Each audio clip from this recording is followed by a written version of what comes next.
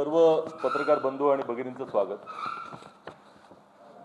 आज खऱ्या अर्थानं मुंबई महानगरपालिका निवडणुकीच्या दृष्टिकोनातून नाही तर देशाच्या दृष्टिकोनातून आपल्याला काही महत्त्वाची माहिती मी उघड करणार। प्रत्येक निवडणूक आल्यानंतर भारतीय जनता पक्ष धर्माच्या नावानं ज्या पद्धतीने ध्रुवीकरणाचं राजकारण करण्याचं घाट घालतं, कारस्थान करतं, ते किती मोठं व्यापक प्रमाणाचं आहे। लोकांचं लक्ष दुसरीकडे वेधण्याचा प्रयत्न तर होतोच, कारण मूलभूत विषय जे लोकांच्या जीवनाशी निगडित असलेल्या समस्या त्या निवडणुकीमध्ये चर्चा त्याची होऊच नये आणि केवळ धर्म जाती या विषयांवरती विवाद निर्माण करायचे आणि त्याकडे जनतेचं लक्ष दुसरीकडे वेधवायचं, हिंदू मुस्लिम अशा पद्धतीचं ध्रुवीकरण करायचं आणि मतांचं राजकारण करायचं। अत्यंत हीन पातळीची ही राजकीय कारस्थानाची पद्धती ही गेले 11-12 वर्ष भारतीय जनता पक्षाकडनं केली जाते। आपल्याला माहिती असेल की सातत्यानं ज्या वेळेला लोकसभा निवडणुकीची वेळ होती किंवा विधानसभा निवडणुकीच्या वेळेला काही अहवाल आणले गेले। ते टाटा इन्स्टिट्यूट ऑफ सोशल सायन्सचा एक अहवाल आणला गेला, ज्या अहवालाच्या माध्यमातून दाखवलं गेलं की मुस्लिम मतदारांची संख्या वाढते, हिंदूंची कमी होते। तशाच पद्धतीचा अहवाल हा दिल्लीमध्ये दिला गेला, तो JNU या संस्थेकडनं दिला गेला। आता या दोन्ही संस्था ज्यांचे एक रेप्युटेशन राहिलेलं आहे, आज त्या संघाच्या अधिपत्याखाली गेलेले आहेत आणि त्यामुळे दुर्दैवानं अशा तऱ्हेचे अहवाल जे राजकीय दृष्टिकोनातून जाणीवपूर्वक भारतीय जनता पक्षाच्या अजेंड्याला मदत करणारे हे आणले गेले आणि त्याचा उपयोग आजतागायत मुंबई महानगरपालिकेच्या निवडणुकीला देखील केला जातो। बूम लाईव्ह या फॅक्ट चेक संस्थेनं या दोन्ही अहवालांची चिरफाड केली होती आणि हेही दाखवून दिलं होतं की JNU मध्ये दिलेला अहवाल आणि जो TISS या संस्थेनं मुंबईमध्ये जो दिला होता अहवाल ह्याचे शब्द न शब्द समान आहेत। त्यांनी जी काही भाषा वापरली तीच भाषा JNU मध्ये वापरली, दिल्लीच्या निवडणुकांच्या आधी वापरली गेली आणि त्यामुळे अशा तऱ्हेचे अहवाल आणले जातात, लोकांची दिशाभूल केली जाते, लोकांच्या भावना भडकवल्या जातात आणि त्याचा फायदा राजकीय दृष्टिकोनातून हा केला जातो। आणि हे कारस्थान आपण प्रत्येक निवडणुकीला पाहतो की कशा पद्धतीने बांगलादेशी रोहिंग्या या विषयावरती भारतीय जनता पक्ष जाणीवपूर्वक राजकारण करतो। मुंबई महानगरपालिकेची निवडणूक सुरू झाल्यापासून मंगलप्रभात लोढा हे जे सहपालकमंत्री ते पालकमंत्री देखील नाहीत, त्यांनी हा विषय मांडला आणि जाणीवपूर्वक जे अल्पसंख्याक समाजामधून आलेले जे काँग्रेस पक्षाचं नेतृत्व आहे त्यांना टार्गेट करण्याचा प्रयत्न केला गेला। ते ज्या विभागाचं प्रतिनिधित्व करतात त्या मालवणी परिसर असेल किंवा इतर परिसरामध्ये त्यांनाही त्या ठिकाणी लक्ष करण्याचा प्रयत्न झाला आणि इतक्या विखारी पद्धतीनं त्यांनी राजकारण केलं की तिथे झोपड्या तोडल्या गेल्या। त्या झोपड्यांचे जे लोक होती, तिथले रहिवासी होते, त्यांना आम्ही इथं या मुंबई काँग्रेसमध्ये आणून आपल्या समोर आणलं होतं, जनतेसमोर आणलं होतं आणि तेही घरं जी तोडली गेली ती मुसलमानांच्या नावानं, बांगलादेशी रोहिंग्याच्या नावानं हिंदू आणि दलित या दोन्ही समाजाची त्या ठिकाणी घरं तोडली गेली। ते सगळ्यांनी स्वतः येऊन सांगितलं। यांचे मोठे मोठे टावर्स होतात, परंतु सामान्य माणसाची घरं तोडताना हे विखारी राजकारण करण्याचा मागचा दृष्टिकोन असतो। यापेक्षा हीन पातळी कुठली असू शकते? महाराष्ट्राचा राजकीय परंपरेचा जो समृद्ध वारसा आहे तो यांनी अत्यंत रसातळाला नेलेला आहे। त्यानंतर ते अमित साटम आले, आशिष शेलार आले, सातत्यानं बांगलादेशी रोहिंग्या आम्ही विचारलं त्यांना की अरे कुठल्या माहितीच्या आधारे तुम्ही म्हणताय, कारण त्याची एक प्रक्रिया असते। बांगलादेशी हे जे परकीय नागरिक आहेत त्यांना जर तुम्हाला त्या ठिकाणी त्यांची ओळख करायची असेल तर त्यासाठी फॉरेनर ऍक्ट आणि FRRO foreigners regional registration office असे टप्पे आहेत।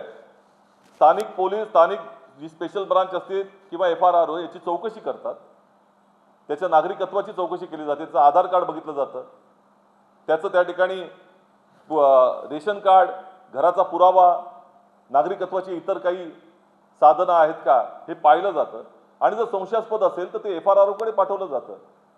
आणि त्यानंतर गृह मंत्रालय जे आहे, केंद्रीय गृह मंत्रालय, त्याच्यावरती कारवाई करून त्यांची हकालपट्टी करते, त्यांच्या देशामध्ये पाठवतं.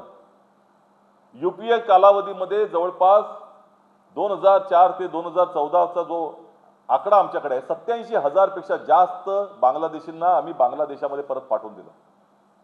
परंतु 2014 पासून ते 2026 पर्यंत आताचा कालावधीमध्ये यांचा जर आकडा आहे तर पहिल्या 4-5 वर्षाचा आकडा हा 3-4 हजाराचा होता आणि त्यानंतर आकडे देणं देखील बंद केलेलं आहे. त्यामुळे केवळ जनतेसमोर यायचं, माध्यमांसमोर यायचं, बांगलादेशी रोहिंग्याच्या नावाने ठिकाणा मांडायचा आणि राजकारण करायचं, गरिबांना नाडायचं, घरं तोडायची, हिंदूंची दलितांची घरं देखील तोडली गेली. यापेक्षा वाईट पद्धतीचं राजकारण कुठलं असू शकते हे मुंबईकरांना आपल्या माध्यमातून आम्ही विचारतो. आणि आता आम्ही जो पुरावा तुम्हाला देणार आहोत तो अत्यंत गंभीर आहे.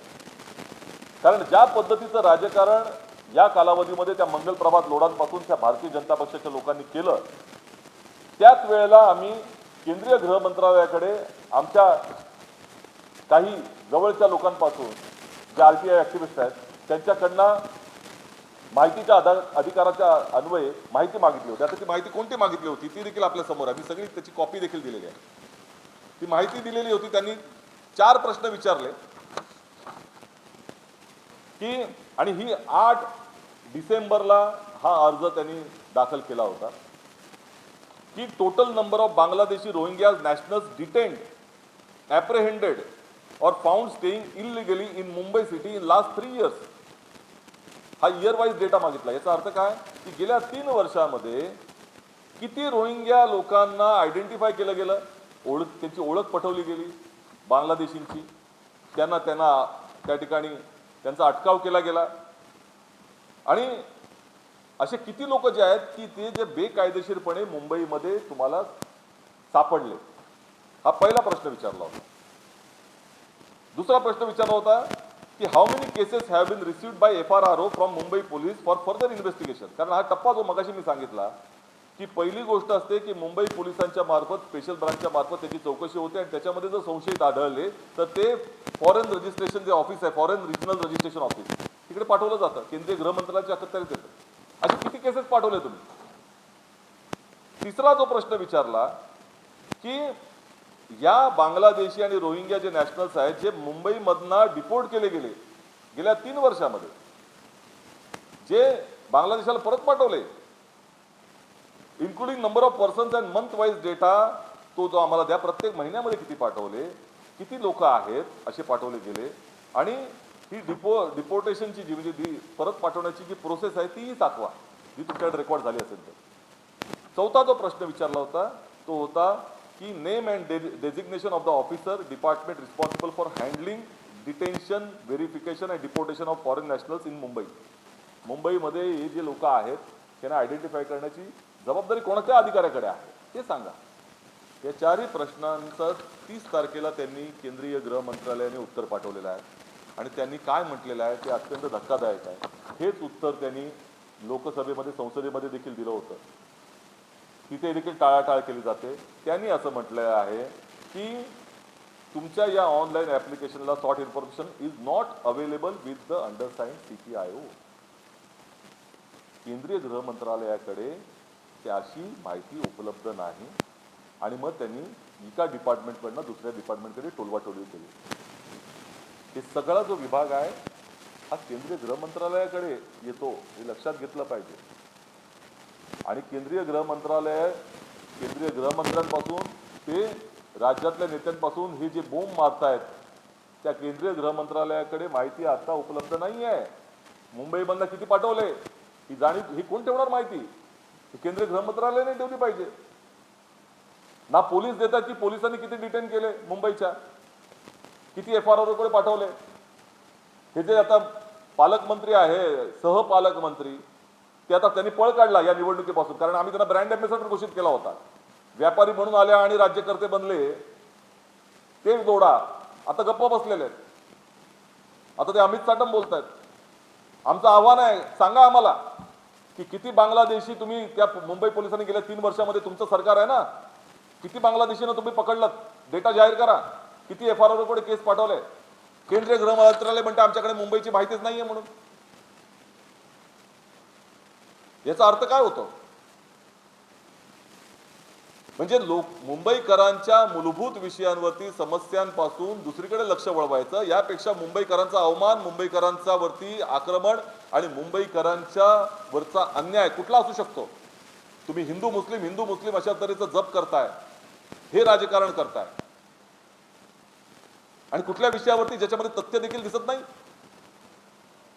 शरम वाटले पाहिजे भारतीय जनता पक्षाला की इतक्या खालच्या पातळीचं राजकारण ते करतात. त्यामुळे आमचं आव्हान आहे या संदर्भामध्ये, तात्काळ तुमच्याकडे जर असेल माहिती तर ती जाहीर करा जनतेसमोर. आणि एकंदरच ही फसवणूक आहे लोकांची, जनतेची, ही दिशाभूल आहे. मुंबईमध्ये प्रचंड मोठे प्रश्न आहेत, या मुंबई महानगरपालिकेशी जोडलेले. BSTचा प्रश्न आहे, त्याची दुर्दशा तुम्ही केलेली आहे, त्याचा प्रश्न आहे. भ्रष्टाचार प्रचंड मोठ्या प्रमाणामध्ये करतात.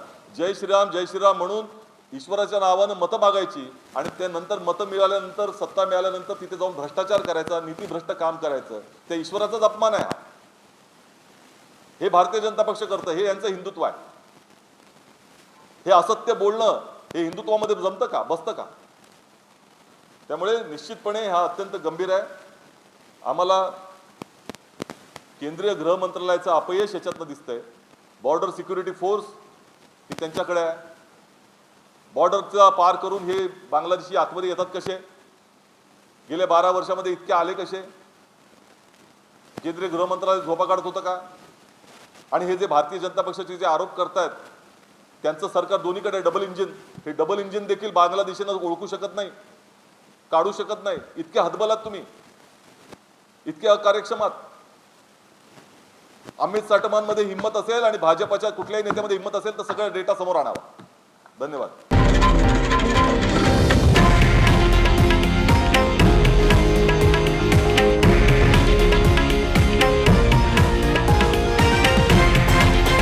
हे आहे देशातील नंबर 1 न्यूज नेटवर्क आणि आपण पाहत आहात TV9 मराठी, एकमेव.